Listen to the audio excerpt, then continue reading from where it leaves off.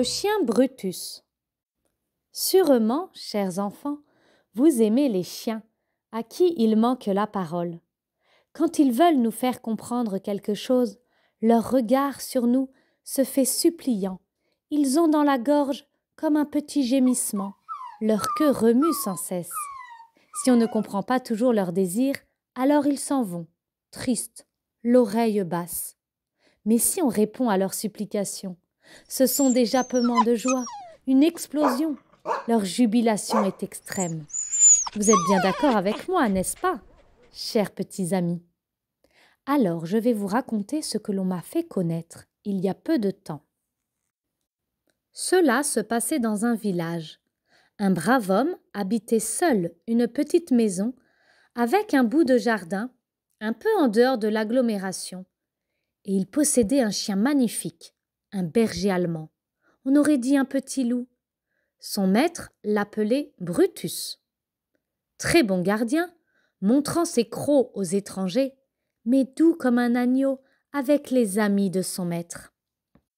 Il fallait lui être présenté avant qu'il vous accepte. Une fois la connaissance faite, il vous faisait 1000 fêtes. Son maître se faisait vieux, souffrait des jambes et allait rarement au village. L'épicier et le boucher, dans leur tournée, s'arrêtaient chez lui, mais pas le boulanger. Alors, l'homme avait appris à son chien à partir tous les matins avec un sac léger dans sa gueule. Il allait d'abord chez le marchand de journaux, qui mettait un journal du jour dans le sac. De là, Brutus se rendait chez la boulangère, qui mettait à son tour 2 pains dans le sac. Le chien repartait en courant pour retrouver son maître qui le caressait, le cajolait toujours à son retour pour le remercier. Voilà qu'un jour, l'homme ne trouva qu'un pain dans le sac, et le lendemain et le surlendemain encore. Il écrivit au boulanger et épingla la lettre au sac. La boulangère répondit « Je mets toujours 2 pains dans le sac comme d'habitude. » L'homme était perplexe. Il ne savait que penser, et malgré ses jambes douloureuses, le lendemain, il suivit de loin son chien et attendit son retour en se cachant à la sortie du village. Il le vit alors passer derrière un épais buisson, se trouvant là, sur le bord de la route. S'approchant, il aperçut couché sur l'herbe un jeune chien, une patte blessée, saignante, vilaine à voir. La bête, sans doute, s'était fait accrocher par une voiture et, souffrant beaucoup, s'était traînée là pour se cacher. Souvent, des animaux agissent ainsi quand ils pensent qu'ils vont mourir.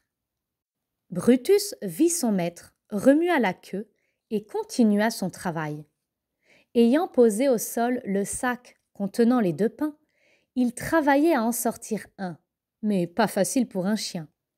Il regardait souvent son maître comme pour lui dire « Mais voyons, aide-moi !»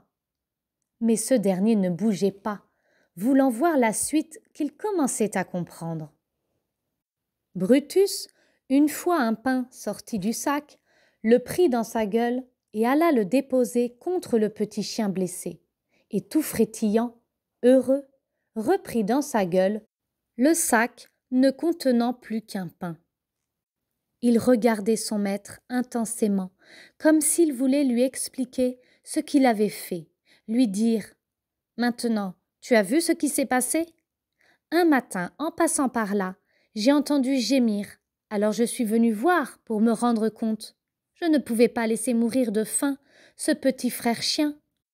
Nous pouvons bien nous contenter d'un pain pour nous 2 pendant quelques jours, jusqu'à ce que mon petit camarade soit guéri. » Le maître était ému par la générosité de son chien et par cette fraternité animale dans le malheur.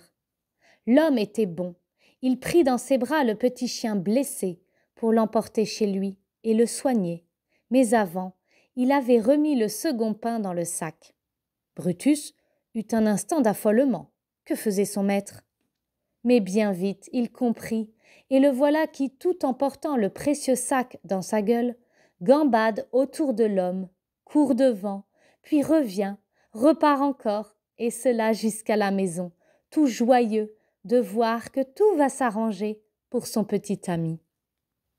En effet, il fut si bien soigné, pensé, que la patte, qui n'était pas cassée, fut bien vite guérie. Il put de nouveau trotter, mais en gardant toutefois une légère claudication, si bien que son nouveau maître l'appela Pato, et ce nom lui allait très bien. Son poil noir était joli à voir. Il ne grandit pas trop, c'était peut-être mieux ainsi. Il avait toujours l'air de se trouver sous la protection du grand Brutus quand il était à côté de lui. On confectionna pour lui aussi un petit sac pour contenir un pain supplémentaire, car la famille augmentait.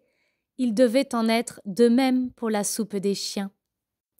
Quelle joie le matin pour les deux amis de partir ensemble en gambadant jusqu'au village.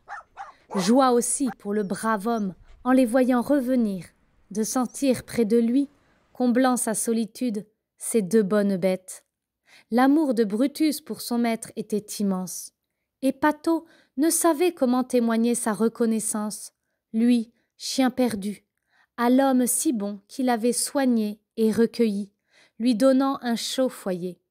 Et que dire de l'amitié des deux bêtes vivant ensemble, amitié protectrice de Brutus envers son petit compagnon Pato, qui lui devait, il faut bien le reconnaître, santé et joie.